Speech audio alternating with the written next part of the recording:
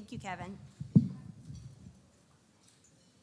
Will all the elected officials and first responders stand to be recognized? Ladies and gentlemen, please look around the room.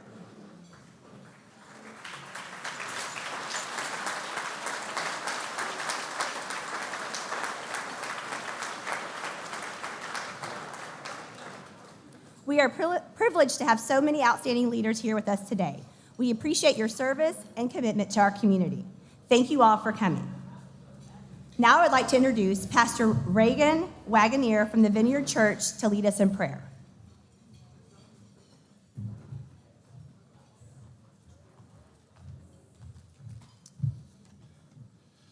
"12:01, so officially, good afternoon. Would you join me in prayer as we bow our heads together?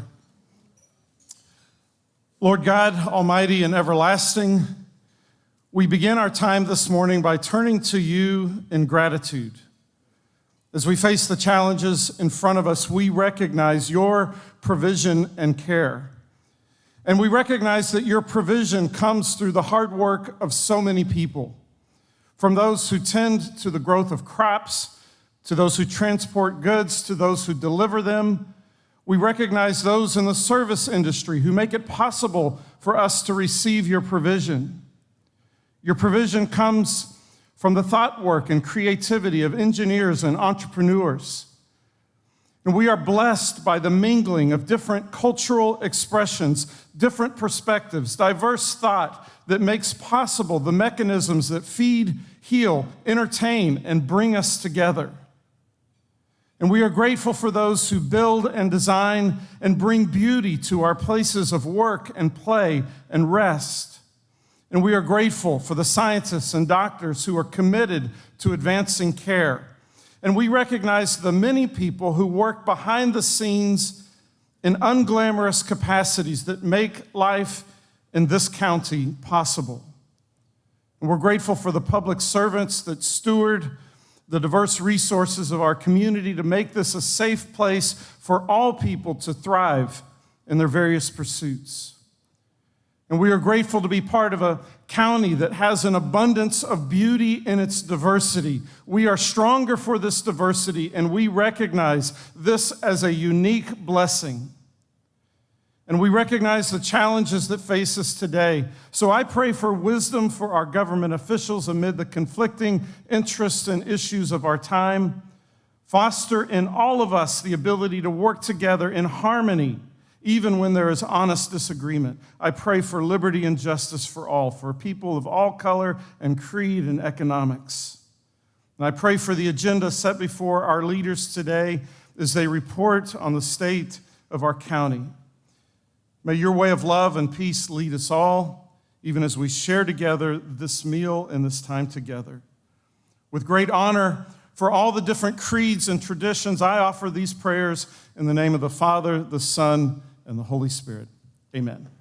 Amen. Amen. Thank you, Pastor Reagan. At this time, we will have the Fort Bend County Sheriff's Honor Guard will present the colors. Yes, please stand. I'm sorry.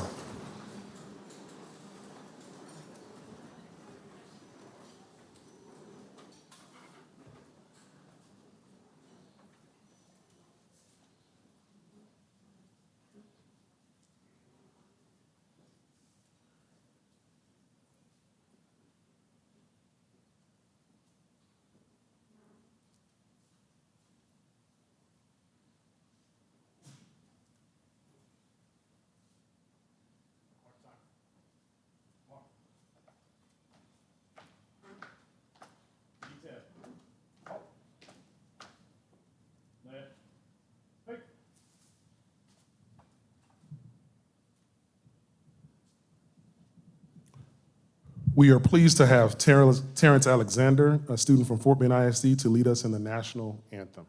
Terrence?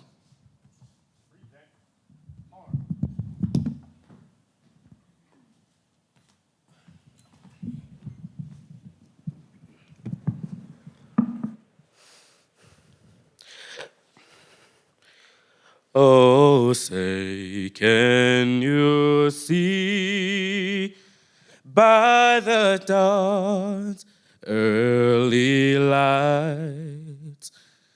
And what so proudly we held at the twilight's last gleaming, what bright strides and bright stars through the perilous fight. Oh, the ramparts we watched were so gallantly streaming, and the rocket's red glare, the bombs bursting in air, gave proof through the night that our flag was still there. Oh, say does that star-spangled banner yet wave o'er the land of the free and the home of the brave.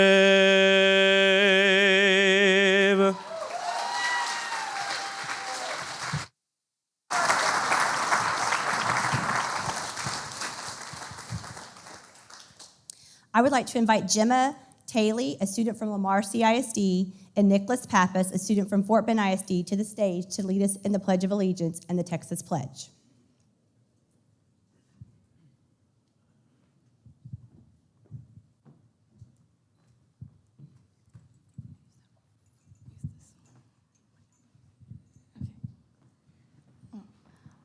I pledge allegiance to the flag of the United States of America and to the republic for which it stands, one nation, under God, indivisible, with liberty and justice for all. Honor the Texas flag. I pledge allegiance to thee, Texas, one state under God, one and indivisible. Thank you.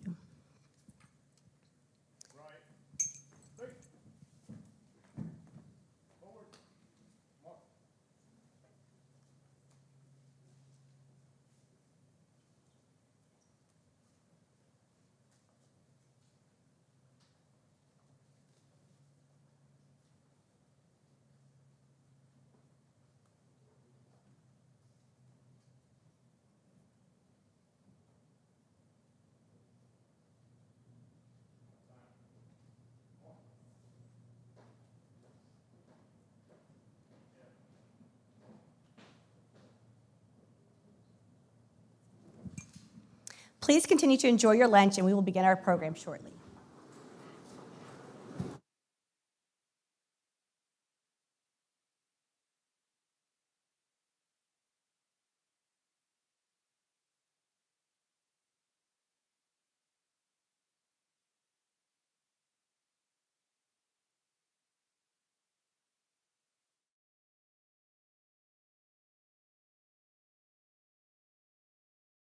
Morales is a longtime Fort Bend County resident, business owner, and former mayor.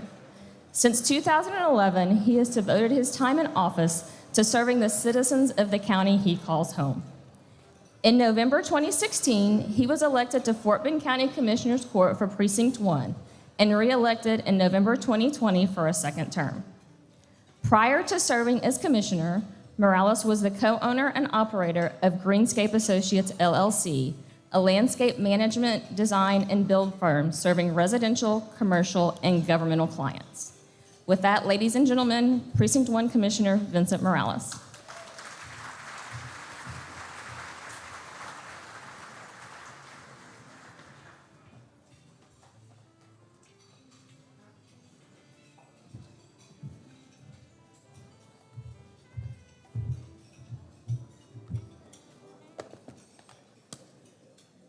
Well, good afternoon.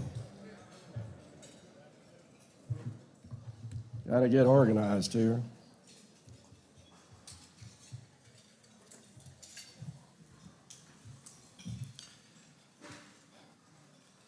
First of all, I want to thank all of you for this opportunity to give the commissioners' update for Fort Bend County. I would like to begin to thank also the Fort Bend Chamber and the Central Fort Bend Chambers of Commerce for putting on this event today. Thank you very much. And obviously, I appreciate all the constituents of Precinct 1. This afternoon, I want to talk about three things: mobility, parks, and what I'm going to call odds and ends. Since I have a limited time, I better jump right in. I'm going to talk about mobility first, which is very important. And mobility is something that without having ways to get from point A to point B, you will not have any economic development and you will not have any quality of life. So it's very important to me. The one thing that I'm focusing on right now in Precinct 1 is the 99 corridor. If anybody has traveled that corridor, you know how congested it is. So the Grand Parkway corridor will see dramatic improvements and expansion from TxDOT, Fort Bend County, and the Fort Bend Toll Road Authority. TxDOT will be adding a third lane to the inside of the existing lanes, both northbound and southbound directions, with letting in September of this year.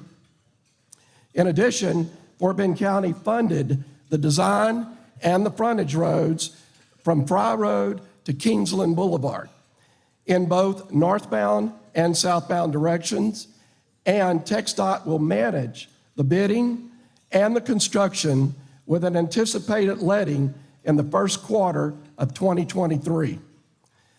I'm actively seeking construction funding from several other resources to get this moving forward. Ongoing construction from the Fort Bend Toll Road Authority is currently constructing the direct connects from the West Park Toll Road, both eastbound and westbound, to the Grand Parkway, northbound, and will be completed in 2024. The next thing project that we are doing is a light preemption project. With the impending construction of 99, it is imperative that we provide a means for first responders to move freely and to get from one side of 99 to the other. This is why I've met with the ESD leadership, together with our own fire marshal and engineering department, to initiate traffic signal preemption that would allow for emergency vehicles to safely manipulate traffic signals so that they can quickly and safely get to where they need to be, especially as we consider the additional traffic disruptions that will occur as we begin construction on those projects. Another project that is important to Precinct 1 going forward is the continued expansion of the toll road, West Park Toll Road. The Fort Bend Toll Road Authority is currently in design with extension of the West Park Toll Road main lanes from 723 to just west of the Texas Heritage Parkway. Another project that has been in the making since I took office in 2017 is another TxDOT County collaborated project, and that is FM 723. TxDOT will be expanding FM 723 from the Brazos River Bridge in Rosenberg to FM 1093, and will let the project in August of this year, with construction possibly underway in the first quarter of 2023. And one of the last things that I'd like to mention that is very important is, hopefully with the support of Commissioners Court and with the fact that the county has, since I've taken office in 2017, has done mobility bonds every 3 years.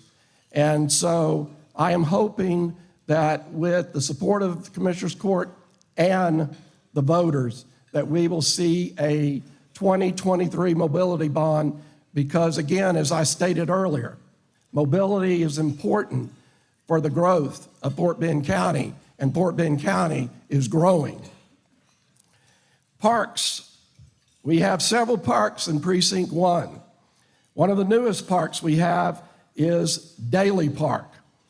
The land was generously donated by Dr. Daly, south of Simonton near the Brazos River. Together with the Parks Department, we are making great progress in making Dr. Daly's vision a reality. It was particularly rewarding to see the county work with the Fulshear-Katy Area Chamber of Commerce and Constable Norvell's office to put together a Little League baseball game at the park, where Dr. Daly, who is 97 years old, threw out the first pitch. Harlem Park is another park that's been in the precinct area. It continues on track to have lighted pickleball courts, hopefully by the end of this year. As I've learned, pickleball is a popular sport, and the demand and anticipation is high for the opening of these courts later this year from all the constituents. We have Mason Park. This is the latest, newest addition to our park system. We have visited the design of this park, and to have adequate room for the pickleball courts at Harlem, we decided that the best course of action was to have our dog park, which was going to be in Harlem Park, in the new Mason Park. The Mason Park will be a passive and green space park that, by popularity demand, will have both a dedicated small and large dog area. I think one of the most beautiful parks we have in the system is Jones Creek Ranch Park.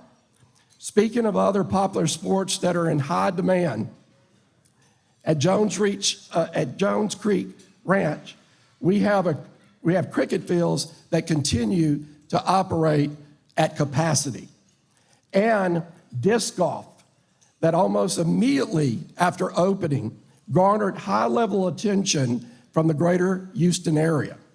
We routinely see tournaments, and the disc golf course is routinely packed on weekdays and weekends as well. We currently are working on getting new signage for the park. The signage is important because there is still some in the general public that don't even know that it's a public park. It is, again, as I said earlier, it is one of the most beautiful parks in the county system, and we need to identify it better. One other park that I'm going to talk about is Freedom Park. Freedom Park currently boasts a large and well-used baseball complex. But we are currently in the planning phase of adding a cricket field once funding has been successfully identified. I am working closely with the park department to make that happen, so that, because we believe at Freedom Park, both is an asset and as well as a geographic standpoint makes good sense for this cricket field. Now, as far as what I called odds and ends, I just want to bring up to date some of the things that's happened since I moved to the Katy area in January. We had the opening earlier this year of the Caleb Rule Public Safety Annex. That has allowed for the Sheriff's Department to have a bigger presence in that area, which just adds additional public safety for the residents of that area. One of the other projects that we're very proud of is the Epicenter. The Epicenter is a project that will not only be a venue for amateur sports, graduations, the Fair Association, livestock shows, but it will also be a link to the Emergency Office of Operations that just opened recently. And that is because it is being designed to house up to 1,000 people in the case of a disaster. They would be able to be sheltered in place there. So this is a venue that will be an asset for this county for years to come, but it will also serve as part of what is needed from a public safety standpoint that we've not had in this county in past years. And I continue to work with all of the MUDs and HOAs in the Precinct 1. There's several MUDs in that precinct. And in fact, I had earlier this year, I had a MUD directors meeting, dinner, and we had about 60 directors there. It was very successful. And with that collaboration and working with those jurisdictions, we will continue to move that area along to where we continue to improve the quality of life. Again, we have a short fuse here. I've got to let my colleagues come up, but I have so much I could tell you about what's going on in Precinct 1, even more. But I will tell you to go to the county website, and if you'll go to Commissioner Precinct 1 page, you can see a lot of the information that we are posting, updates on mobility especially, and other projects that we have going on in Precinct 1. I just want to, again, thank the chambers for this opportunity, and I look forward to continuing to work with all of you as we move forward in making Precinct 1 one of the great areas of the county. So again, thank you very much.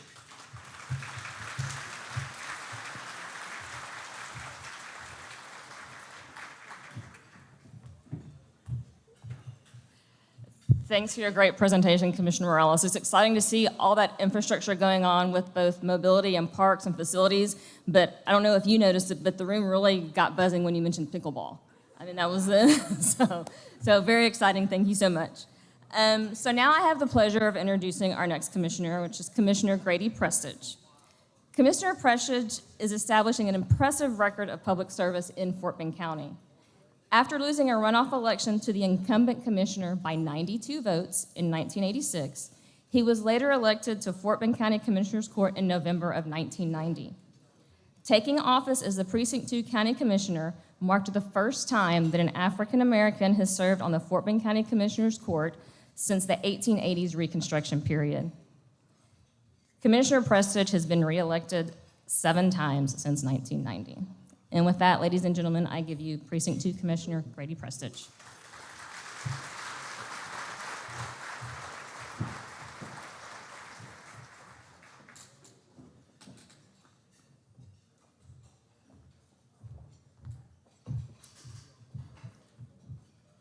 I'm a Louisiana boy, so I'm a gentleman. I know how to treat a lady. Wow, what an impressive group. And I didn't have a speech. They told me I had 8 minutes to talk, and any self-respecting politician that can't talk for 8 minutes about anything is in the wrong profession. I can take 8 minutes to introduce myself, but I'm going to spare you. Commissioner Morales, thank you for not stealing all my thoughts, and to Commissioner Myers and Commissioner DeMerchant, I'm going to give your speech for you and watch your blood pressure rise. I'm happy that I'm not wearing the same suit that I had on in that picture. It's pretty authentic here. So, I have a new precinct. Precinct 2 is radically different than it was on December 31st. I have Needville, Fairchilds, Thompsons, Damon. I've got Greatwood. I've got a lot of new areas. I got all of Siena, all of Fresno. And it's interesting. And I think I'm up to the task. It's impossible to talk about all the things we do in the course of a day because there's so much. So I want to go a little deeper and do the vision thing and tell you what I see on the horizon. So Commissioner Morales had 3 points. I'm going to have 2. I'm going to talk about the new frontier, and I'm going to talk about unfinished business. If Fort Bend County is to be a great county, and it is a great county, it's not going to happen by accident. Our diversity has been a benefit, but how much of us actually worked hard to make diversity our strength? I think it just happened. I don't want to trust the future to just happen. I want to put some work in, okay, because that diversity as a strength could very easily turn to diversity as a weakness or as a liability. And we owe it to our constituents, our families, and future generations to be good stewards of what we have so far. So let's talk about the frontier. Much of the county is on the east side of the river, at least the population is. And you have a vast area, tens of thousands of acres of developable land in West Fort Bend County that needs to be developed and will be developed at some point in time. About 10 years ago, I embarked upon I didn't know we had a teleprompter here. Wow, fancy. I embarked upon a series of speeches to chamber groups, anybody who listened to me. And my speaking series was about the bridges of Fort Bend County. The bridges of Fort Bend County. And I tried to point out at the time that Fort Bend County is bisected by the Brazos River, and there are very few bridges across the Brazos River. Just think about it. You've got the one we all know and love is the 90A Bridge at Richmond. You've got 59 Bridge. You've got the scary Stavanoa Bridge that's you see all the erosion, and you've got a bridge north of Rosenberg, and you probably have something in Simonton, I think. Okay, but that's not enough for what is approaching a 1 million population. And you notice that development along the river is scarce. Development, housing is buttoned up to the river because we have these very expensive levees to keep the river at bay. But if we're going to really develop this county, we got to make sure that we bridge the county, both ends of the county. The big project that's on the horizon, on the immediate horizon, is the extension of the Fort Bend Parkway Toll Road. That will open the county to tens of thousands of acres of development. And it will allow people who may end up being residents of that area an opportunity to be in a Texas Medical Center in very short order. Okay, it's as the crow flies, from Siena to the parish plant will probably take you 3 minutes with the toll road there. Try to do it right now, you've got 30, 40 minutes all the way around. It will help development. And we're making some affirmative moves coming up pretty soon that's going to make that a reality. As you see it and hear it, please understand that though it's a regional type project, it's going to benefit the entire county. And it's going to give a chance to get more residents to be able to enjoy this paradise that we enjoy here in Fort Bend County. So please, I'm asking you as a Fort Bend County person, and when Kevin asked you, did you live here? Did you work here? Did you have a business here? Almost every hand in the room went up. So everybody has a stake in making this thing successful. Projects now are getting more and more difficult to finance. We have to be very, very creative to get it done. And what the county has to do, and what the county has always done, is create the environment that's conducive for business growth and development, get out of the way, and let the private sector do its thing. You don't need a burden of regulations, things like that, but there's some things that the county has to do to make sure that the marketplace can do its thing. The second part of my vision and thing is some unfinished business. And so I'm a young man. I'll be 64 next month, but I'm thinking about legacy projects. And I was able to serve the Fresno community for 10 years when I first got elected. And as a result of redistricting, I lost it for 20 years. But I'm back. And there's some things that can happen in Fresno that will help average up the entire county. Fresno is a fairly large community, unincorporated area, and unlike the planned communities that are here right now that we all enjoy, they don't have all the amenities that you would think would be something indicative of Fort Bend County. But with the right will and determination, we can go out there and make a difference. So I'm putting together what's called the Fresno Plan. Some of this might be news to some of my colleagues. I think I might have mentioned it to one or two beforehand. The views expressed right now are those of Brady Presses and do not necessarily represent the views of the Commissioner's Court. But the Fresno Plan includes trying to make all the quality of life issues that we take for granted, make them happen in Fresno. It starts with roads and drainage. The legislature offered a constitutional amendment last November called Proposition 2. And it was passed overwhelmingly by the voters. And Proposition 2 allows counties the ability to do tax increment financing. Beforehand, a city could do a TERS, a county could participate, and Fort Bend County has been a willing participant in every TERS that any city has done in this county. And they've been very successful. Sugar Land Town Center, Katy Mills Mall, Lake Point, La Centera. There are 3 TERS in Missouri City, 5th Street TERS, the Vicksburg TERS, and the Siena TERS. Constellation Field, Smart Financial, all those were part of, at some point in time, some taxes and financing. But the county is 65% population is in the unincorporated area. That tool wasn't available to make development happen in the unincorporated area. It is now. And so my plan, as part of the Fresno plan, is to create one large tax increment reinvestment zone where we can use up to 65% of the taxes on a new value to put back in that area to pay for the improvements that are necessary. The roads, the drainage, added law enforcement, parks, water and sewer. There's a freshwater supply district that I was able to help develop back in the 90s that has a water and sewer system, but they don't have the financial muscle right now to serve the entire area. So there are people who are paying a $1 tax and don't have the service. And I don't know how long that'll last, or somebody will be comfortable with that, where somebody's receiving the benefit and someone's not. But working together with that district, we can make it happen. There's an emergency service district that's created that needs to provide fire safety and maybe even emergency services to that area in the future. We're going to work together. The Fresno plan is going to be difficult. It's going to be very difficult to do. If it was easy to do, it would have been already done, okay? But I'm made for this. I was built for this. This is my calling. This is what I want to do.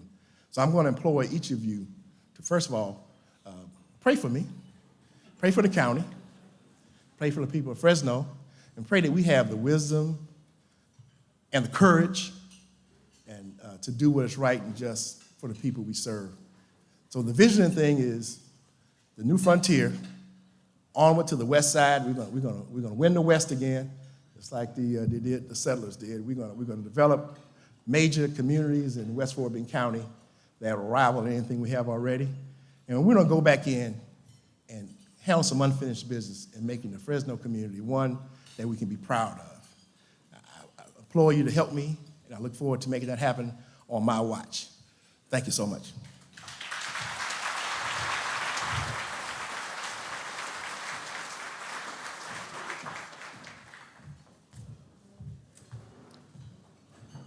Thank you, Commissioner Prestage, for that exceptional presentation and those 2 bullets.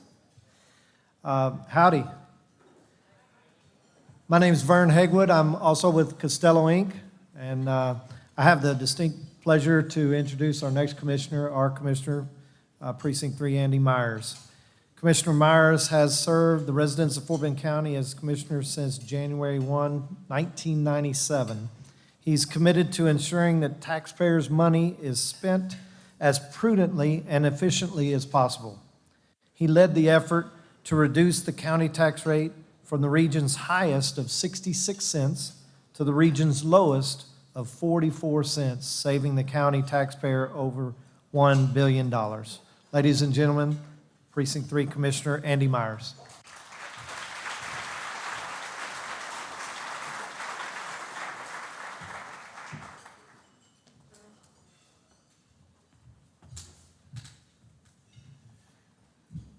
Thank y'all.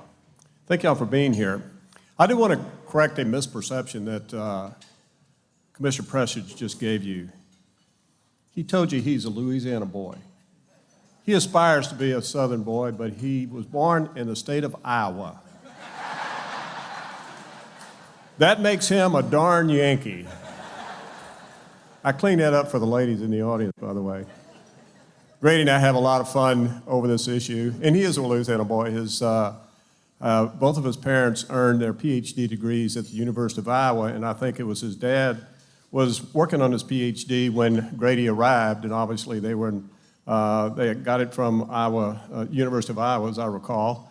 And so Grady obviously came along at an inappropriate time for them while his dad was in graduate school earning his PhD degree. So don't ever underestimate Grady's intelligence. He's got two parents that both earned their PhD degrees from the University of Iowa.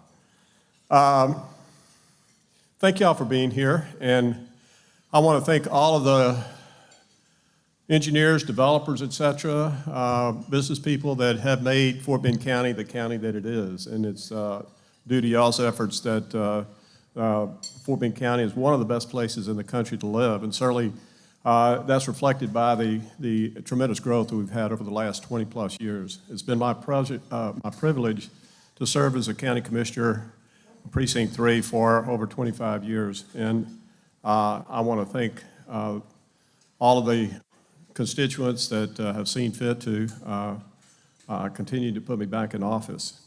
Fort Bend County has benefited from the large planned communities that you've seen developed over the last 40 years. And this has been one of the main reasons that Fort Bend County is such a fast-growing county and probably one of the fastest in the state. As mentioned earlier, we have a river that bisects us. I guess I drew the short straw. Somebody has to play Eeyore. I guess that's turning out to be my job, but we have some challenges in front of us, and I want to bring up a couple of them. The Brazos River is both an asset as well as a challenge.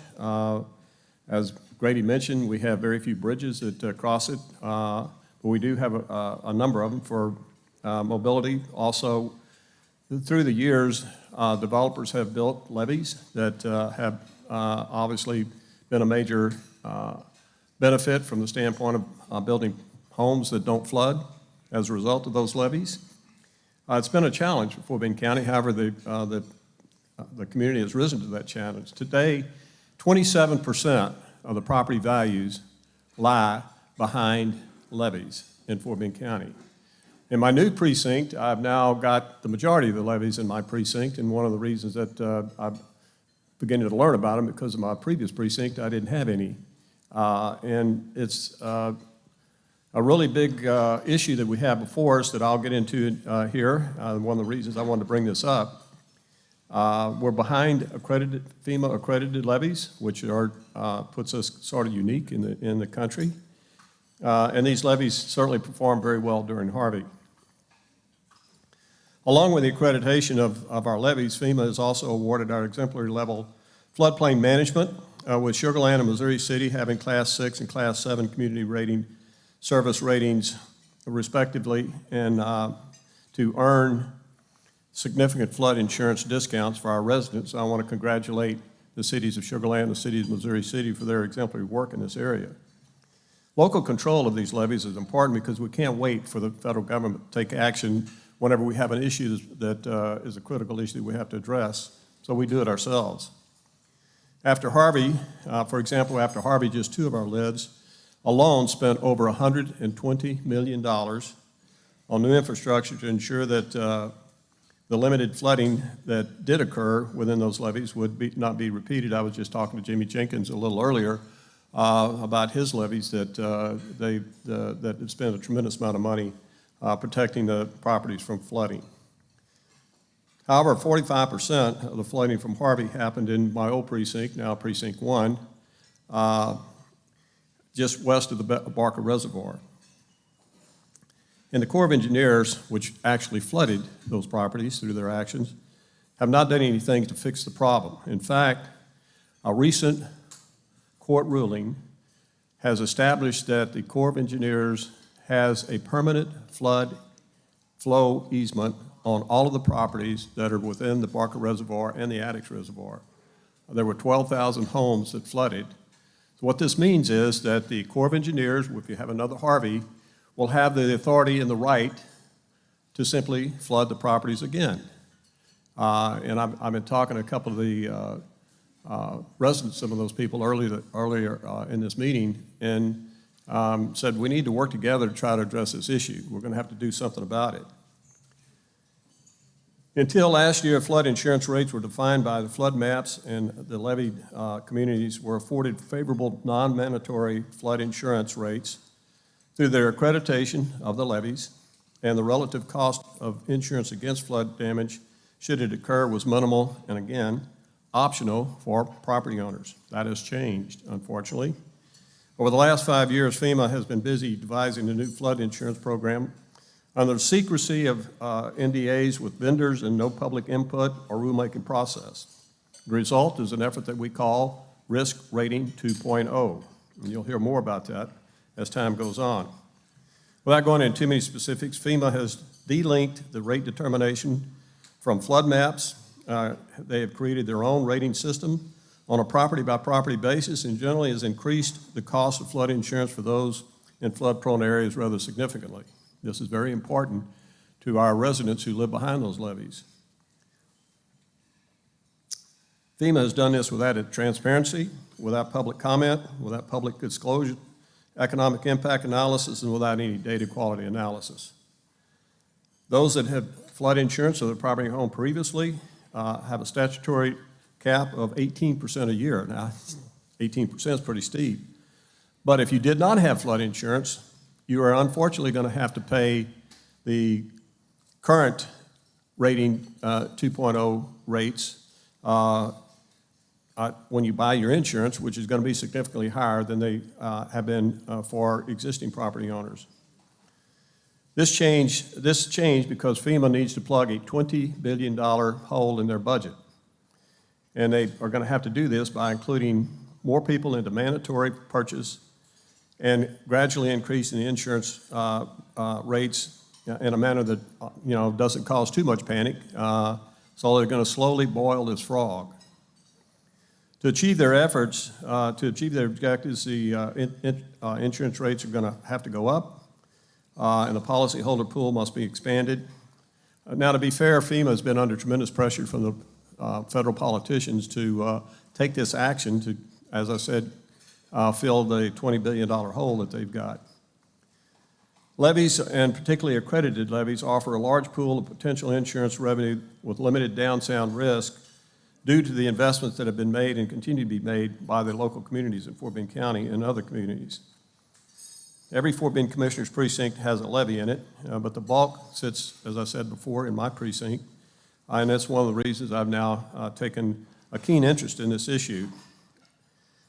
So that our residents are not unfairly targeted, we will require sustained and effective involvement and coordination between and among the county, the affected cities, the LIDs, the MUD districts, and those in Congress and the federal executive branch to ensure a reasonable outcome and to protect our taxpayers, our property values, and our communities.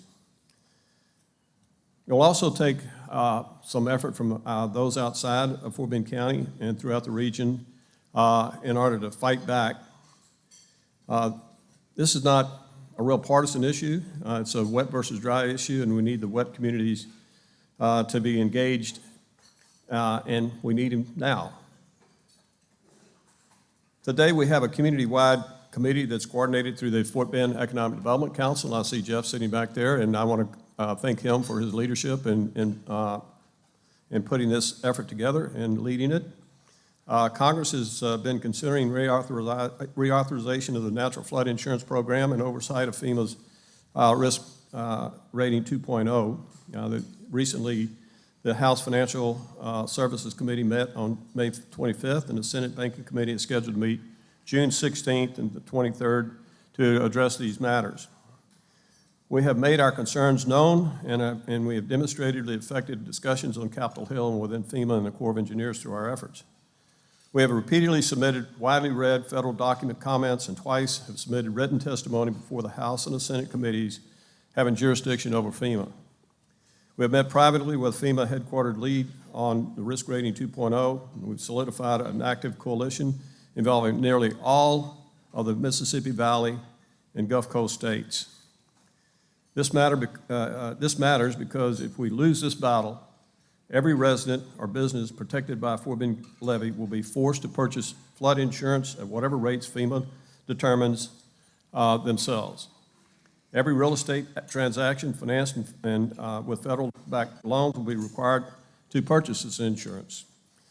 Our properties will be disadvantaged in the market against other properties without such requirement, and this will be reflected in market value loss of the property for the property owner as well as revenue to the local governmental entities.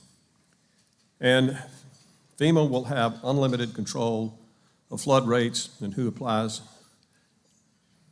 and how they apply without any input or any challenge from us.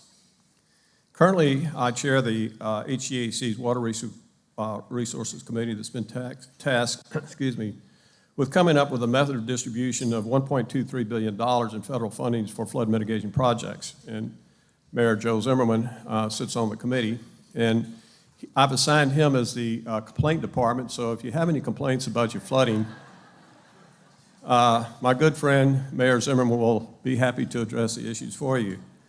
The committee is currently charged with coming up with a method of distribution of the $1.23 billion. Is a requirement from the feds and the Texas Land Office to allocate $750 billion of the $1.23 billion to Harris County, and the other $488 million is what we're trying to allocate to the rest of the counties and the cities within the counties. The challenge we have is Harris County has decided they're not going to share any of the $750 million with any of the cities within Harris County, which brings those counties to our committee asking us to allocate some of the $488 million to them. And obviously that's not something that's very palatable to the other counties and the cities outside of Harris County. So we do have a little bit of a challenge on our hand. Based on the current method of distribution, Fort Bend County would have about $58 million coming to it for its projects, most of them related to the Brazos River. As has been mentioned earlier, it's a real challenge to us. 25 million of that would go for what we call the pinch point. That's in Simonton, where the Brazos River is slowly coming together, and as well as some erosion efforts in the city of Sugar Land. So hopefully we can get that resolved. It was supposed to be resolved in May, hadn't been resolved yet, so we're still working on it. So we do have a number of challenges.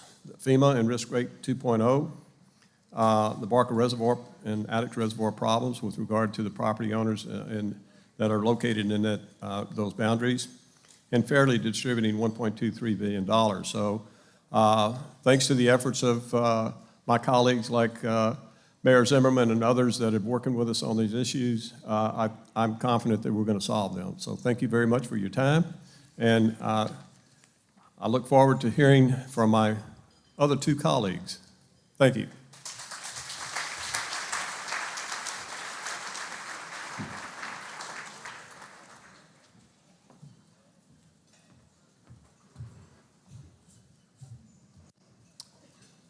Thank you, Commissioner Myers, for that informative and eye-opening presentation.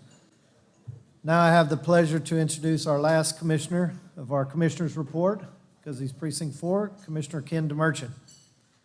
On January 1st, 2019, Commissioner DeMerchant assumed office over Precinct 4 that includes much of Sugar Land.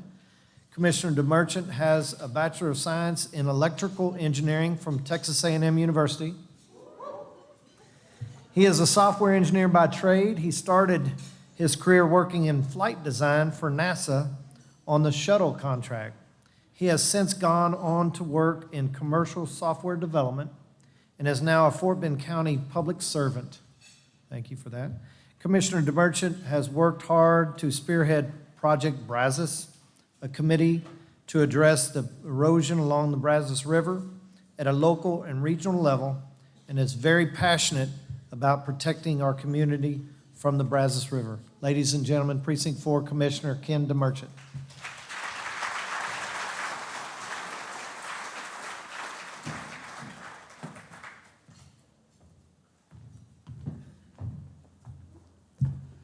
All right, thank you very much for that introduction.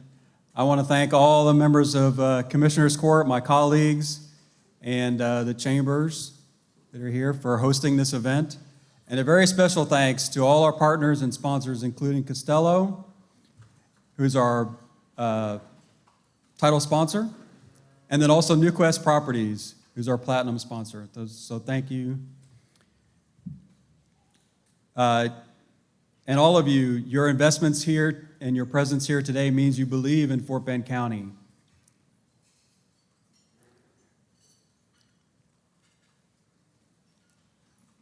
Okay, so I promised to keep my remarks short. I know there's been some talk.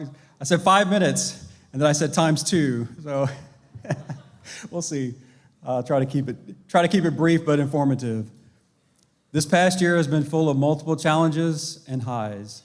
And they always say you need to start off with a little joke. So one thing I've learned is nothing says I love you like redistricting.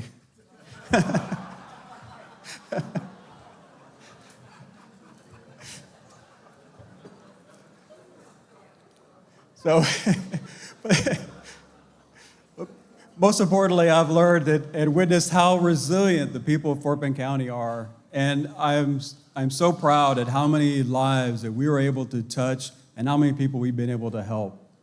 I'd be remiss if I didn't talk a little bit about the pandemic recovery and our use of ARPA funds in Precinct 4. And so we've distributed over $7.4 million in emergency rental assistance, $23 million distributed to 1,200 small businesses, $400,000 in child care vouchers issued to hardworking families, and over $4 million distributed to 15 participating restaurants in the We All Eat program. That's a total of $35 million of ARPA funding distributed to help the individuals, families, and small businesses in Precinct 4. Now, like my colleagues, we mentioned parks. Parks are a big thing for commissioners. The only interesting thing was when I took office, I realized I only had one county park. It was a little tiny Four Corners Park. And I'm like, oh man, I would love to do more with parks and trails. Fortunately now, after redistricting, I have a total of 8 parks and multipurpose centers. So it's a huge playground for a commissioner. And so I'll go over a few things that we're working on in Precinct 4. So one thing is we just recently approved the expansion of the King Kennedy Park hike and bike trails. We've also approved $1 million, the relocation and expansion of the Black Cowboy Museum. Thank you, Commissioner Prestige, for leading that effort. That's at Bates Allen, at the front of Bates Allen Park, if you know where that is. Both of these projects are in Kendleton. Last month, still get to go back to Four Corners Park as it stayed in my precinct. We installed state-of-the-art, brand new playground equipment at the Four Corners Park. It is amazing, and you would not believe the amount of families that spend time there. It's a small park. 400 people will be there on the weekends enjoying that small park, and the kids love the new playground out there. Also doing things in the Rosenberg area. We're working on a new community center that's near Jackson Elementary, and also got several improvements we're working on at the fairgrounds. I know Commissioner mentioned cricket earlier. It is a fast-growing sport in Fort Bend County, and I know that's one of the first things that I did when I became commissioner is I put a youth cricket field at that Four Corners Park. I could not believe it that there was folks out there playing cricket at Saturday morning, and it was like 40 degrees outside, and I was like, hey, if you're willing to go out in a field to play cricket at 40-degree weather, there needs to be a cricket field there. So now, in addition to that, we had brought on 2 more cricket fields, have the adult field at the Arboretum, and then also we have the brand new youth cricket field at the Mission West Park. And they're, I think like Commissioner said, they're like always used. It's like high demand. They're fighting over these cricket fields. Moving on, I'm really excited about our upcoming project. I said I really want to do a trail project, so this is something that dates back to 2019, and that's a trail along Red Gully. Hoping to partner with Commissioner Myers to bring that to fruition. But it's basically connecting people to the Four Corners Park.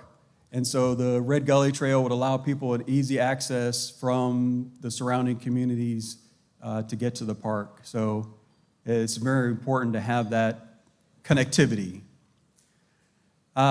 Move on to talk a little bit about mobility. So the new Precinct 4 is kind of a tale of 2 precincts. So we have a split between urban and rural areas. So in the urban areas, we're focused in on, improving that existing infrastructure. So we want to keep the residents moving safely. We want to tackle traffic congestion and just create opportunities for sustainable and inclusive mobility. So it's all about working with that existing infrastructure. I would like to point out, we did have that 2020 mobility bond, and I did have right turn lane at West Belford and Grand Parkway that's slated to be the first finished project from that 2020 mobility bond.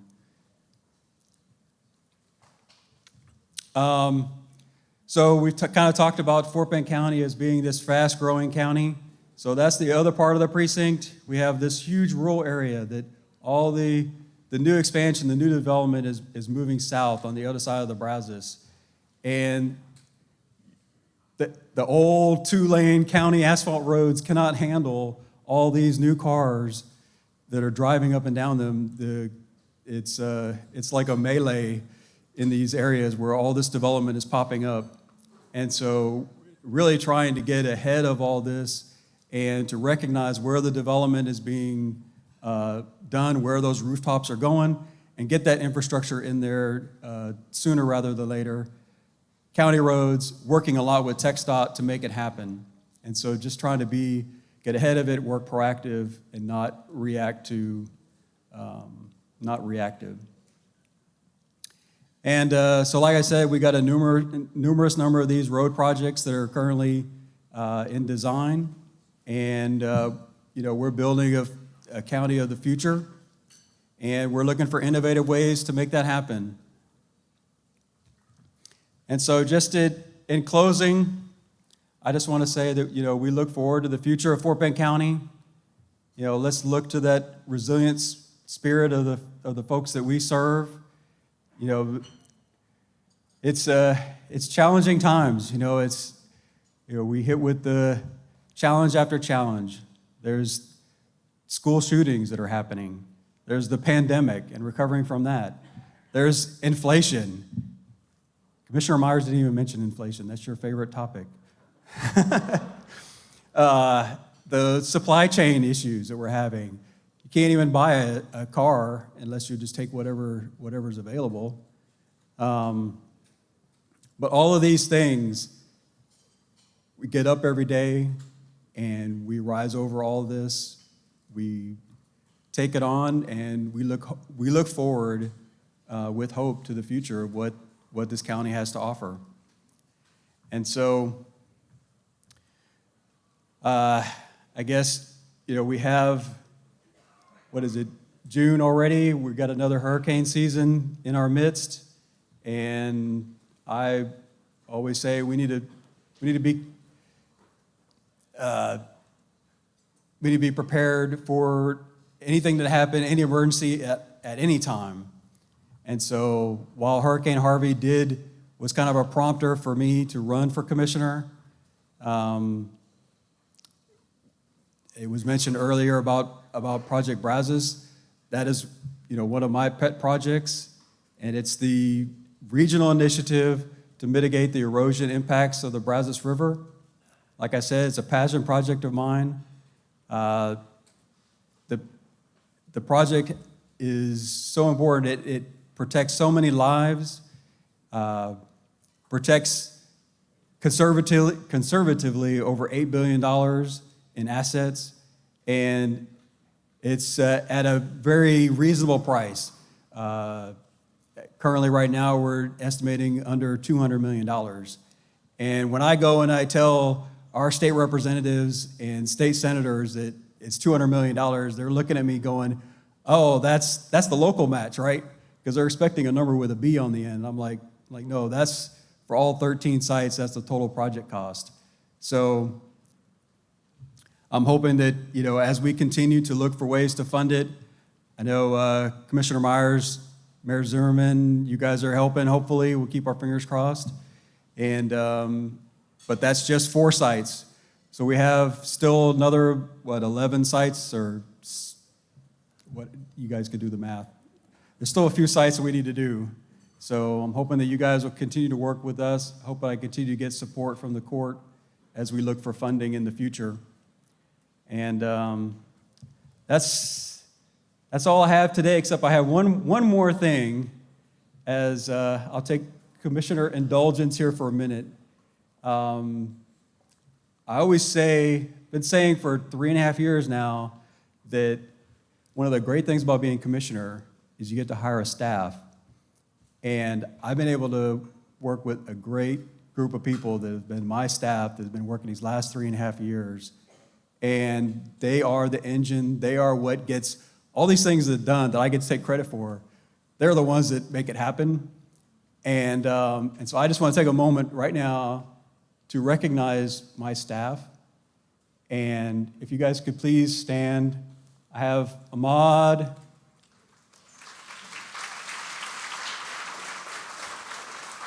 Where Danielle.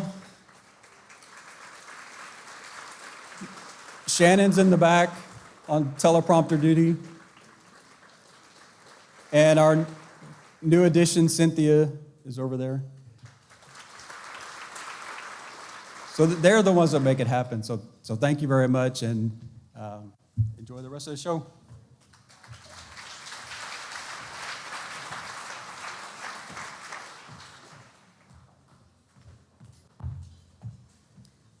Thank you so much, Commissioner DeMerchant. And thank you for all the hard work you do every day to help people of the county overcome many of those challenges you mentioned. And I have to say, I feel like I'm not surprised very often, but today I was totally surprised. I had never heard that redistricting joke. So it's the first time I heard it, so very good. So that concludes our commissioners' reports. So I want to thank all of our commissioners here today, Commissioner Morales, Commissioner Prestage, Commissioner Myers, and Commissioner DeMerchant. And come all one more time, one round of applause for all the time.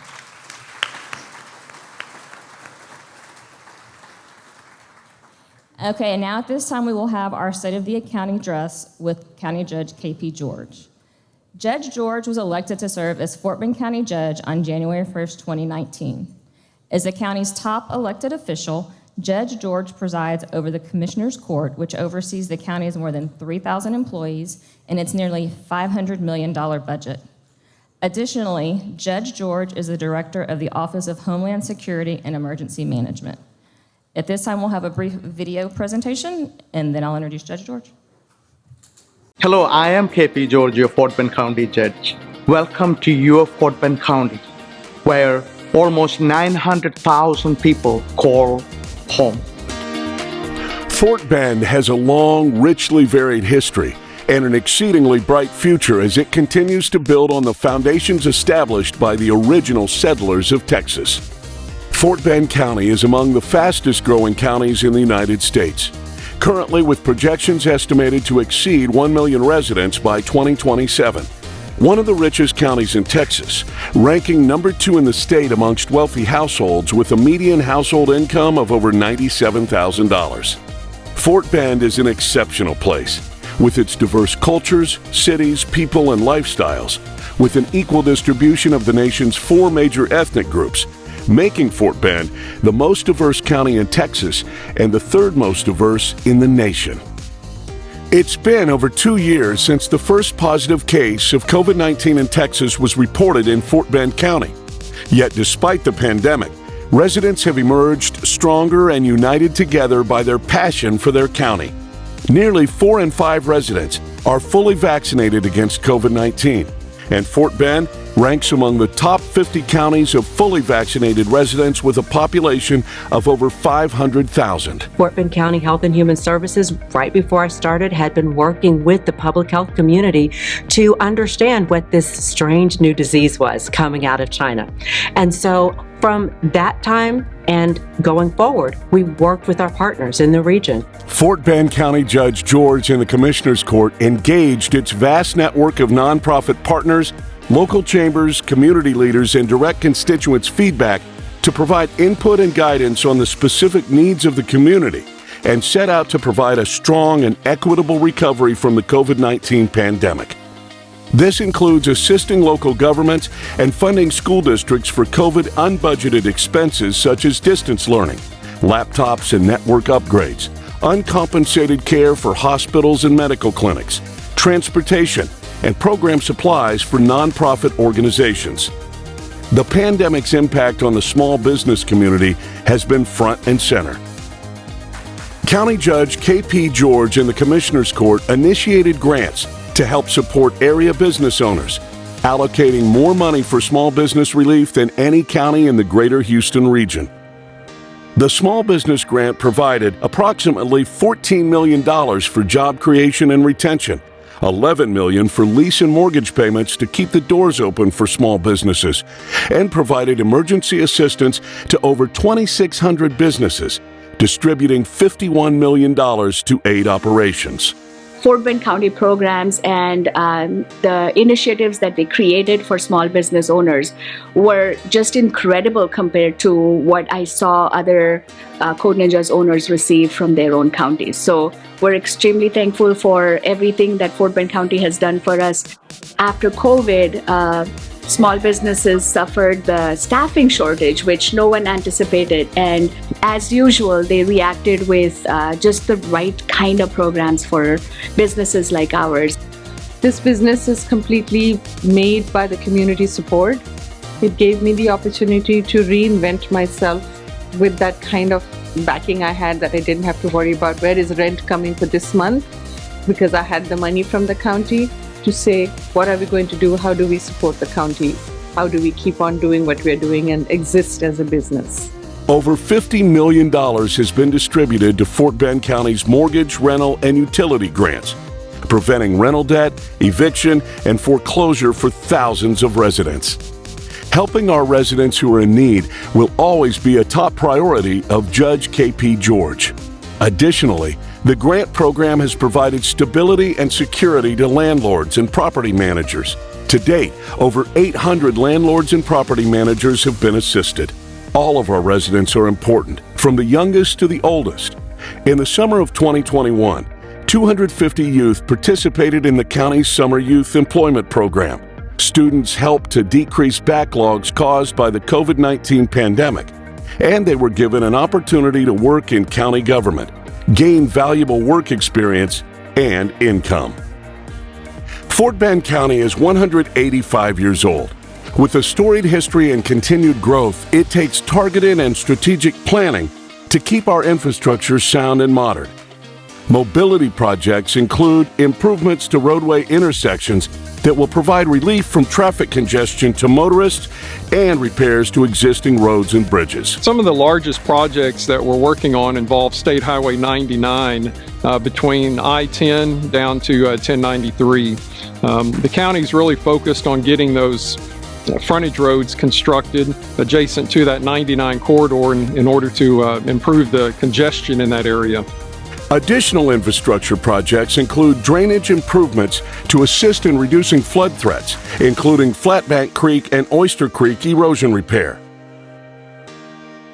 Where economic development takes place and thrives, investments in infrastructure lays the groundwork for improved community facilities, structures, and economic growth. Obviously, as the county keeps growing, we have to grow with it. So we have to, services, whether it's libraries or EMS or annex buildings, we have a new annex building in design for Precinct 3 as well. We finished the public safety annex, which is basically a sheriff's office substation, as we called it, right outside of Fulshire.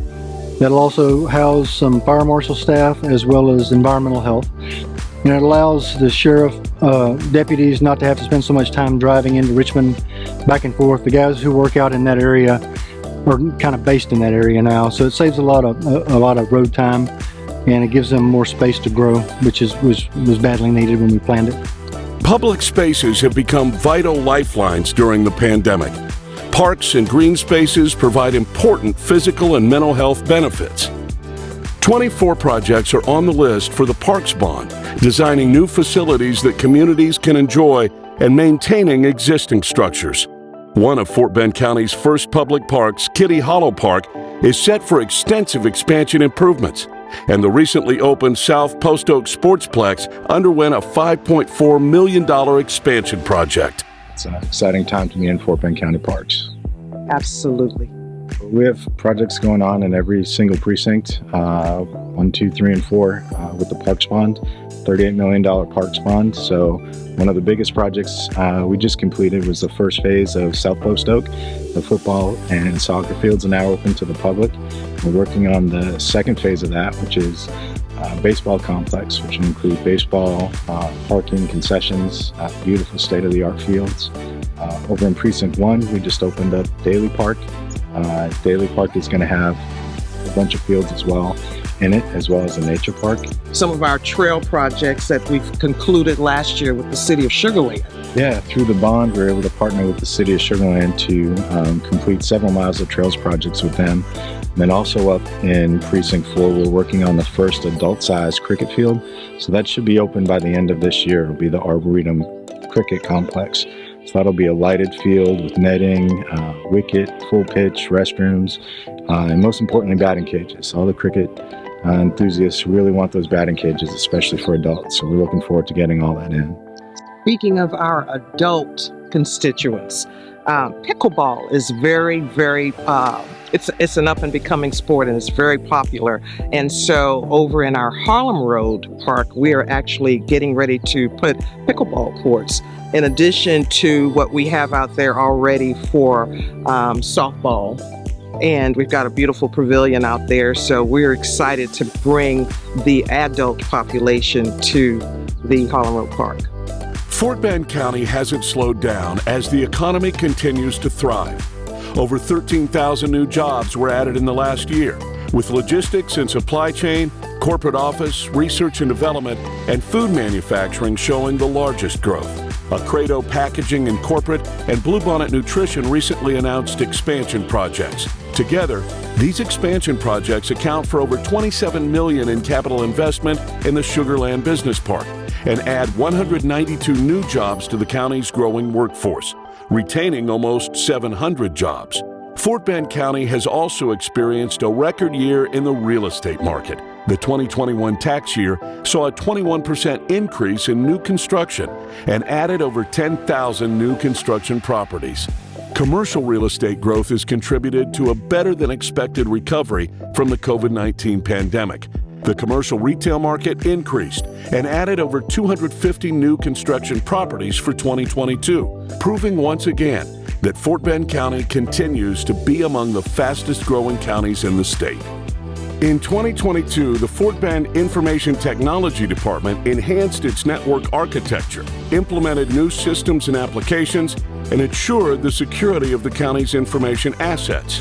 Additionally, the installation of the countywide emergency network infrastructure monitoring system is set to go live to monitor simple traffic issues or a flooding event where we need to close a road at a moment's notice.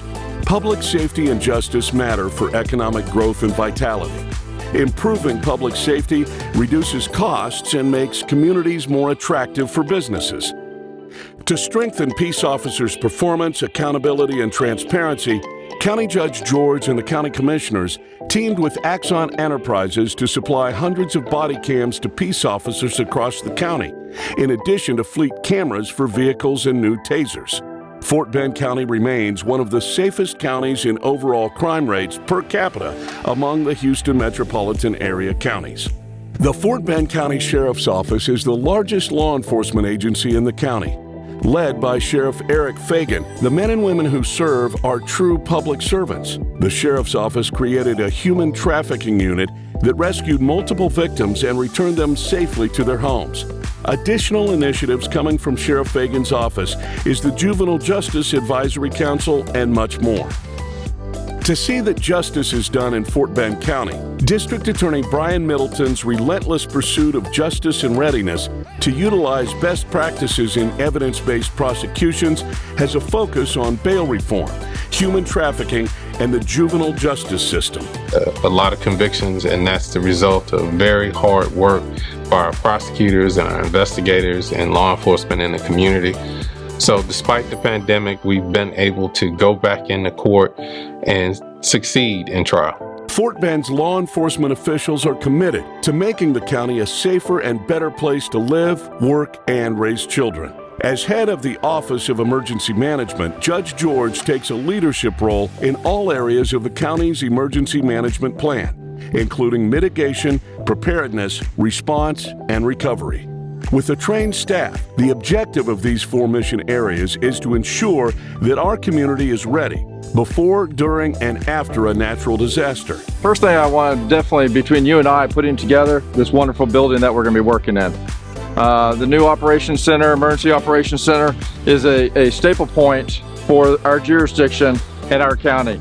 It's so important for our county to have a building like this so that we can communicate with our partners, our jurisdictions, our cities, our fire departments, the police departments, the sheriff, everybody. It is a great focal point for any emergency, and I can't wait. That is the number one thing we're preparing to start off with a brand new hurricane season.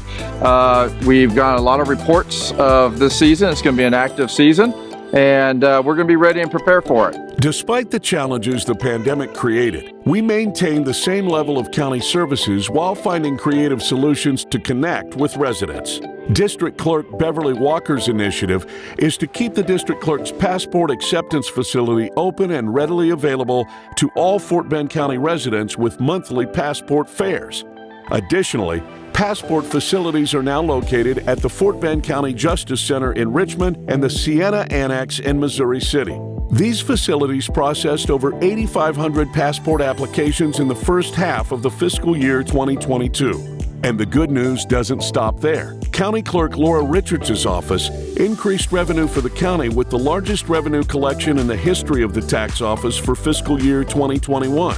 Committed to customer satisfaction, the county clerk was awarded an exemplary 5-star registrar from the State of Texas Vital Statistics Unit. Having a vision that understands the needs of the community is one of the reasons Fort Bend consistently gets noticed. Fort Bend County Tax Assessor Carmen Turner and her team are focused on providing taxpayers with superior customer service. The tax office has also partnered with Texas Parks and Wildlife Department to provide water vessel registration and title servicing. Clearly, Fort Bend County stepped up in a big way for its residents during the pandemic. Judge George is committed to serving the people of Fort Bend County. Under his leadership, there have been many accomplishments. Approved through the Commissioner's Court, area nonprofits were granted over $11 million in funds from the American Rescue Plan Act.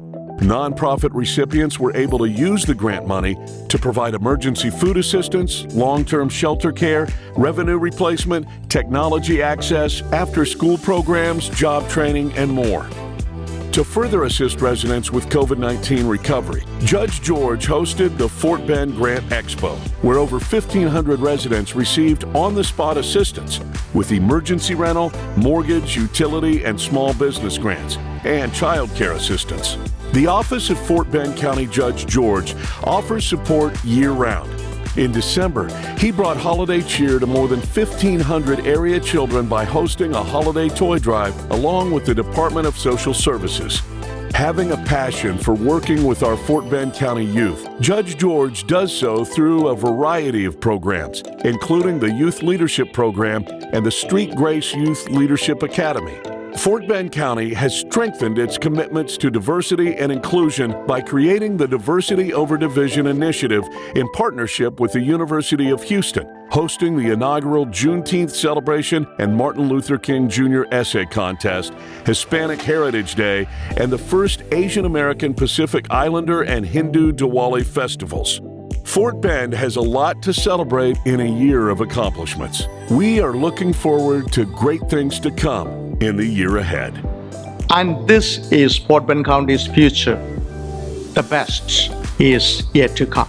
And my goal is to make Fort Bend County a better place for us, our children, and generations to come.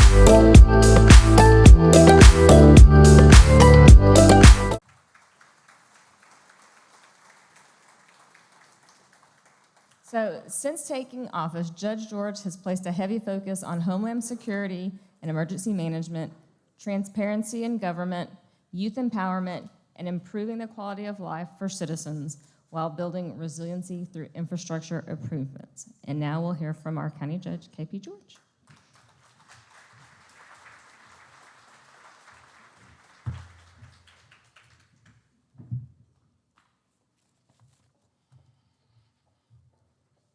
Good afternoon, everyone. I think it is after 1 o'clock, talking to a business community is challenging. And you see that some of them already left, but they missed a beautiful video.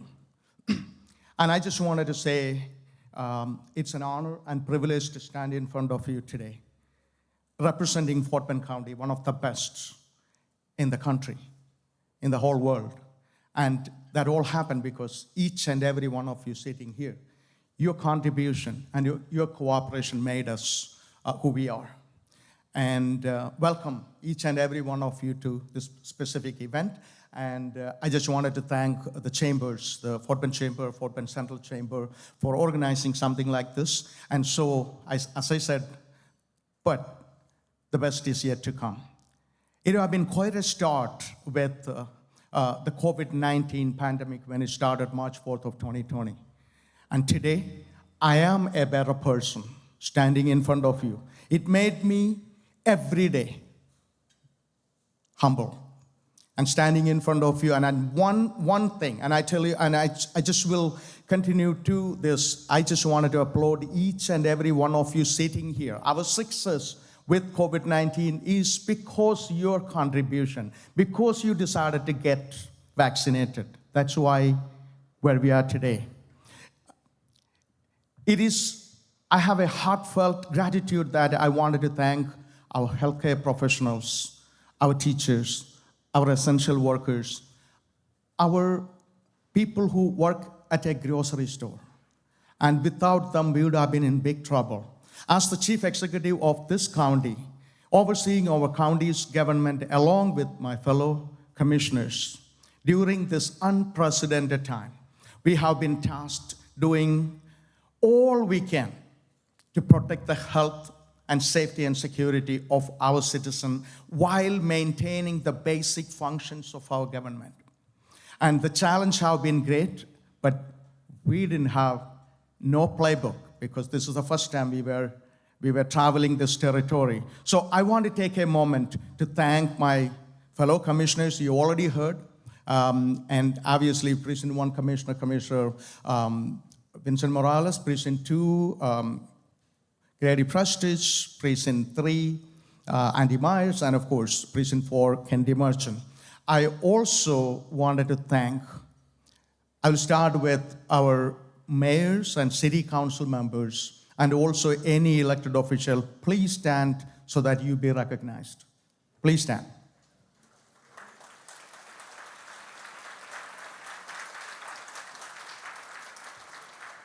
These people, we all work very closely with these people. These people make the difference in our community. Our community is better because of that. And also, I will ask anybody from the institutions of higher education.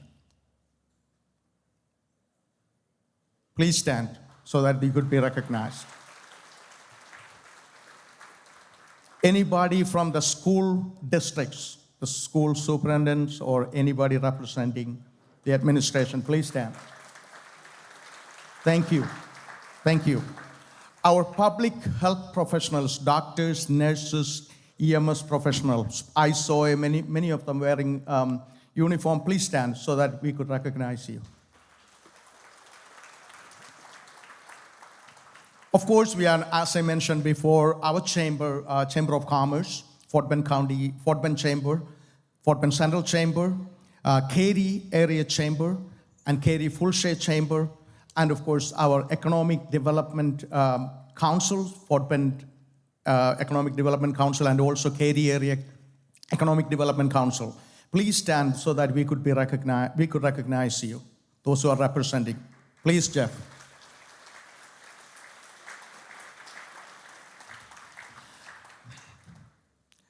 Now, Fort Bend County is blessed with some wonderful staff employees.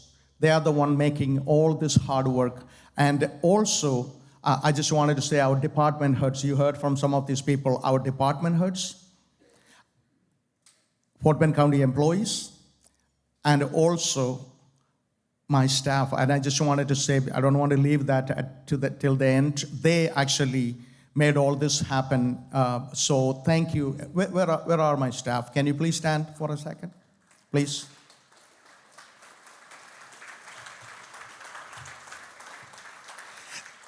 Thank you. This is a powerful and significant moment of change.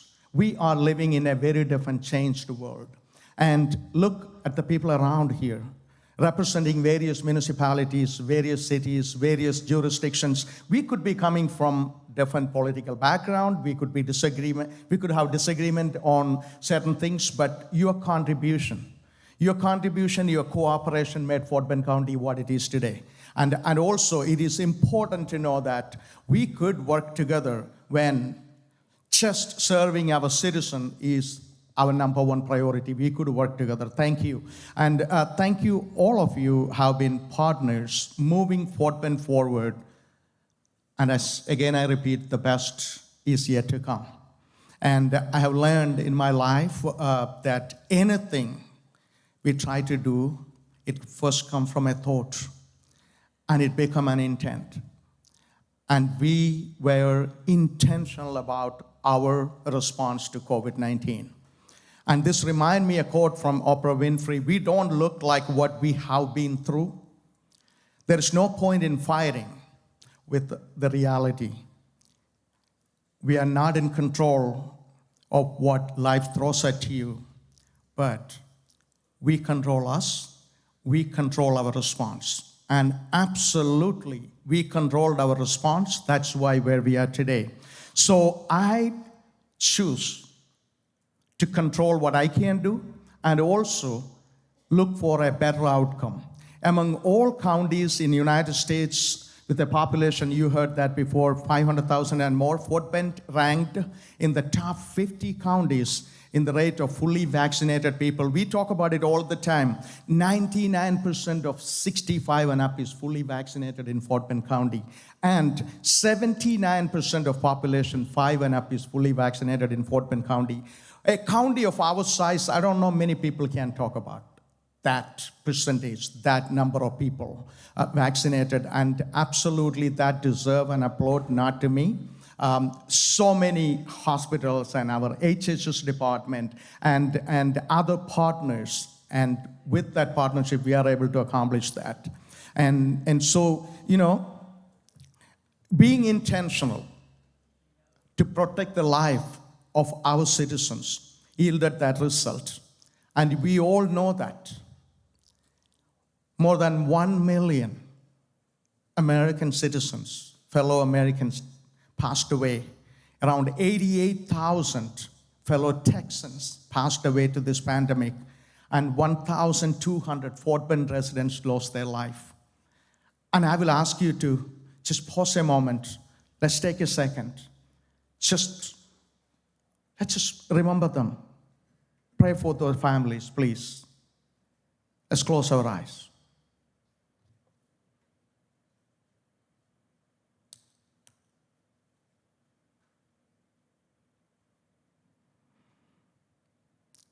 Thank you very much.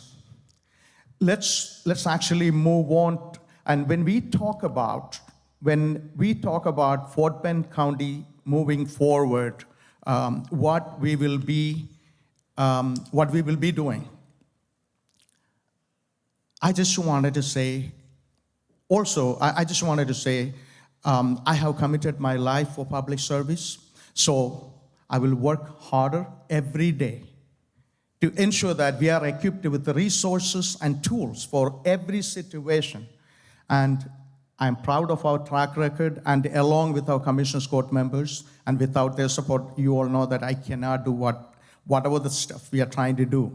And COVID-19 struck us May 4th of 2020. I already mentioned that the county spearheaded a strong response towards that, to address that pandemic. Our response was intentional. Our response for towards COVID-19 guided by simply science, data, and expert, and common sense. There is nothing more to it. And also, we invested, as you heard, a lot of resources, thanks to federal government, sent our way. And we used that resources to support our community. And when I talk to a business community member, I always, I just ask them why I'm talking about rental assistance, utility assistance, mortgage assistance, and things of that nature.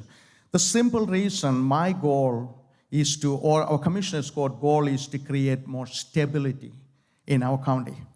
And that stability is yielding result today. And of course, we are focused with these funds, saved us from a lot of rate of job losses, and and we were able to prevent a lot of damages could have happened, and also we were able to move forward with it. And I just wanted to say, we can look forward for the future because the allocation of funding by the Commissioner's Court have placed county on track, and I mentioned that for a historic recovery. And Local Government CARES Act reimbursement, what actually, you might be wondering what kind of resources came to the county. $134 million of CARES Act money came to the county. $157 million of ARPA funding in two equal payment, total $157. And we also worked with our local government. As you all know, $21 million distributed from CARES Act to the local government, and $14 million to the school districts, and $5 million to our hospitals and our hospital partners, and so on and so forth. Nonprofits and like YMCA Boys and Girls Club, and Fort Bend Seniors Meals on Wheels, and many more. We were able to provide the necessary assistance. And along with you also heard that we have a nonprofit grant program. Many of our nonprofits were benefited from it. And absolutely small business supporting our small businesses is always a top priority. And you saw on that video, we were intentionally engaging our small businesses with small business grants, small business, Violi, Texas, of course, Get Hired, and numerous programs were highlighted. And so we wanted to move forward. And also at this time, I just wanted to thank, Fort Bend County have one of the best Health and Human Services Department. I don't see Dr. Minter here. Dr. Minter came into office, our director of for HHS. She came into office February 1st of 2020. March 4th, we had the first COVID case. Since then, we came long way. And days, we didn't have a weekend, and we worked 7 days, 24/7. And so that all working together with all the jurisdictions, and I mentioned this is not just a Fort Bend County, or it is not just one hospital, or we have so many partners work together to accomplish this goal. And the next one, and I don't know, or I already maybe mentioned in the past, the lesson learned from Hurricane Harvey are one of the reasons I decided to run for this office. And from day one, we started working to have an Office of Emergency Management in our office because we were operating out of a 70-year-old little jail building. And we were able to, you saw the building, a state-of-the-art Fort Bend County EOC, Emergency Operations Center.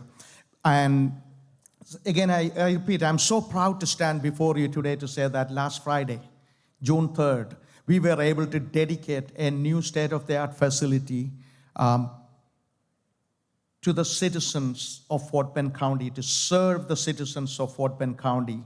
And this 38,000 square feet, two-story building will be a state-of-the-art, invaluable asset to manage any kind of emergency for 50 to 75 years. That means many of us, maybe even, we are not even going to be here. But still that building is going to be there to serve our citizens.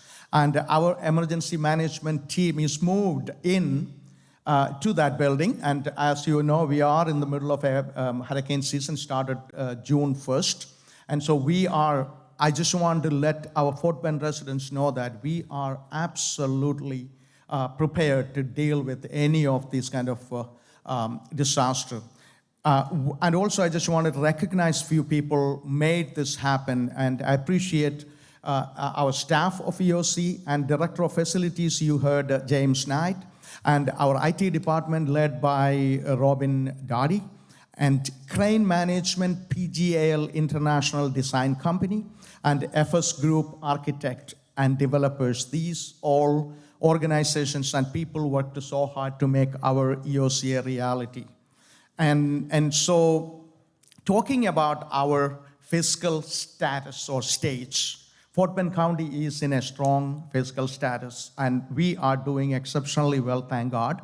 And for fiscal year 2021, the county budget was, as you heard, $450 million was awarded the Government Finance Officers Association's Distinguished Award Presentation, the Budget Presentation Award.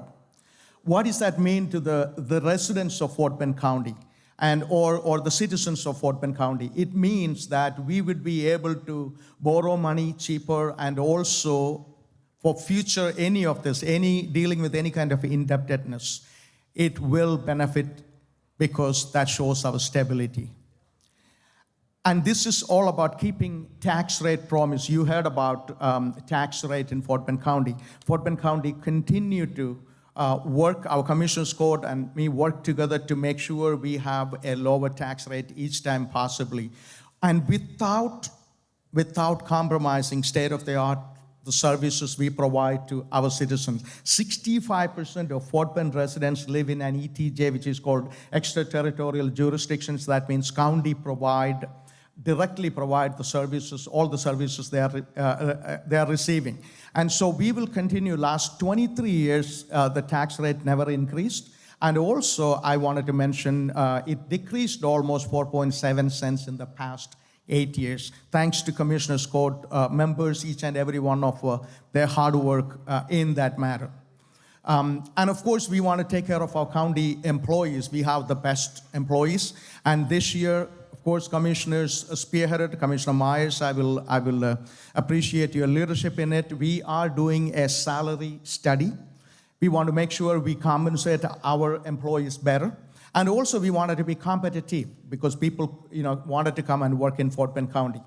And this year also, Commissioner's Court is working to give our employees a cost of living adjustment raise. Why I'm saying that? Because we were not able to give it last year and a year before. So we will be doing that this time. And I believe that the best days, definitely being said all this stuff, best days are ahead of us. I repeat, the best is yet to come. We have an obligation to monitor the success and continue to make the necessary improvement and growth to continue to move Fort Bend forward. Our economic growth, you saw that, I don't have to repeat a lot of things. County is continued to grow. Fort Bend County have 5 designated federal opportunity zones and access to a foreign trade zone, fast-track subzone through the Port of Freeport. I'm determined, my commitment to our citizens of Fort Bend County, I am committed to reshape the growth of our county in a way that benefit everyone from every precinct. We must make an effort to grow and make sure it is equitable to all the citizens of Fort Bend County. And so we have several mixed-use public-private partnership. I will just touch on, you all know that we are building our epicenter thanks to leadership of our Commissioner Prestige and also Commissioner Morales in that effort. And Katy Broadwalk project and Satya Apartments retail project in Rosenberg, so on and so forth. That's some of the few to mention. And there's numerous developers in our county, you know that they exist, and they are actually seeing the need, overwhelming need of residential properties, and so they are addressing it. Signorelli Company is just opened a 4,700-acre master plan community, which is called the Austin Point largest community, the largest community going to be built in Fort Bend County in the last 20 years. And of course, Johnson Development, also one of our major developers, they are expanding numerous locations. You all know that you mentioned about the infrastructure bill, and I'm not going to get into a lot of details because commissioners already mentioned about it. And so it is, bottom line is, I just wanted to say Fort Bend County is going to address, our Commissioner's Court is intentional about addressing the needs. And obviously, we always say there's 52,000 people in the 1970 census. Now we are very close to 900,000 people. That means we have more people coming with more cars or trucks, and that means we need to have more roads. And so we already heard about that, but we are intentionally addressing, of course, which include even drainage is also mentioned here. What is this all I'm saying? Our goal is to improving traffic circulation, increasing mobility routes, updating old infrastructure, and mitigating the impact on roadways from the risk of flooding. We also look at our county facilities. We are improving our facilities because as county grow, our facilities need to be improved. And we all already heard about new community center in Rosenberg and EMS Medic Station 614 and medical examiner's office and also Precinct 3 Annex. You heard about all that, and I'm not going to expand on it. But we are, and also you heard about parks. People in Fort Bend County, some of the services we provide very personal to their heart. One is library, the other one is park. And so there are numerous Harlem Road Park and South, you saw that, I'm not going to repeat all that stuff, let's move on. And so Fort Bend County is currently working to provide what is next. We always wanted to ensure that technology access for our citizens. We are currently working to provide broadband access to citizens living in the rural areas of Fort Bend County. That will be a reality very soon. And also connectivity is important for our economic growth, education, healthcare, and also employment. We also are important. We are investing money in protecting the information. As you know, county have a lot of sensitive information about our citizens. We are investing money into IT infrastructure and security, safety and security of information and things of that nature. Public safety, we mentioned, we are working very closely with Sheriff Fagan and his team to make sure we are providing enough sufficient resources so that he could do his job. Fort Bend is one of the safest counties in this region, and that's one of the reasons why people wanted to come here and live here. As I mentioned, we are working very closely with the Sheriff Fagan, the Office of Emergency Management for the citizens of Fort Bend County. I tell you, this is something we started after 2019. We have Everbridge is a program where we would be able to communicate with, push out information, emergency information to our citizens, so that information can go to people who are that emergency relevant to the citizens who live in that area and so on and so forth, and through email, push notification, text, etc. And we are also in the process of investing money into putting together a camera system in the critical areas so that during emergency or during a major emergency, we would be able to see what is going on and inform our citizens. Again, this is about safety and security. In closing, Fort Bend County offers great quality of life.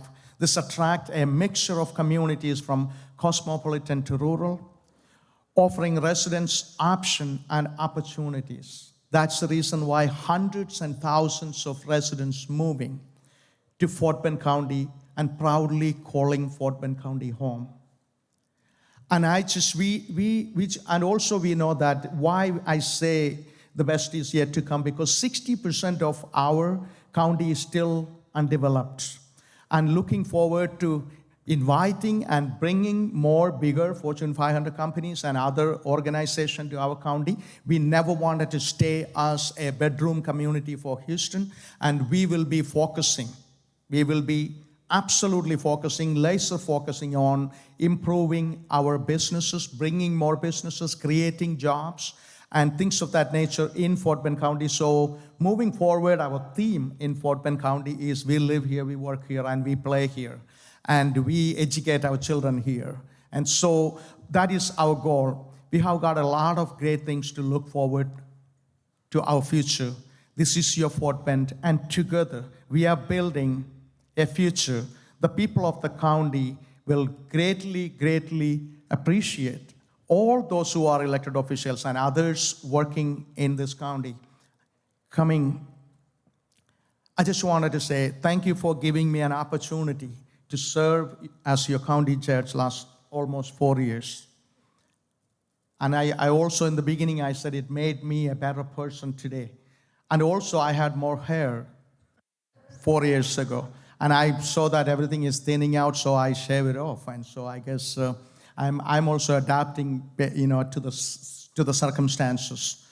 Our goal, our commissioner's court, other elected officials, together, our goal is to make a Fort Bend County absolutely an amazing place for our children and generations to come.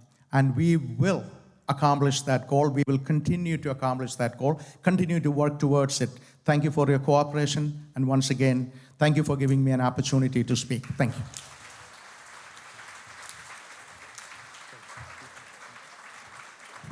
I want to thank Judge K.P. George, all of the commissioners for speaking. I want to personally thank Judge George for such an informative presentation. Just want to remind you guys of a couple of announcements and I'll let you go. October 12th, the 15th Annual State of Schools here at the Safari Texas Ranch. July 14th, the Fort Bend Health and Wellness Expo at Memorial Hermann Sugar Land Hospital. September 22nd, 2022 Fort Bend Infrastructure Conference hosted by the Fort Bend Chamber and the Central Fort Bend Chamber. And then as far as the Central Fort Bend Chamber, they have June 15th, the State of the City of Richmond at Briscoe Manor. And then on August 29th, the 2022 Tacky Tour Golf Classic at Sweetwater Country Club. And I'll always golf tacky anyway, so I might have to go to that one. We want to thank you for being here. We want to thank you for participating. I hope that you do something good for somebody else today. Live for something larger than yourself. God bless.